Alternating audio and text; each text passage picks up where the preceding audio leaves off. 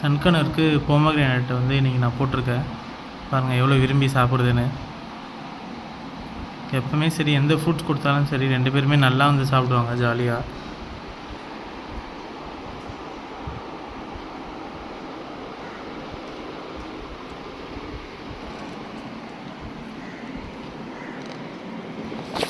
சிண்டு, இவங்க பேர் பார்த்தீங்கன்னா சிண்டு, சோட்டு.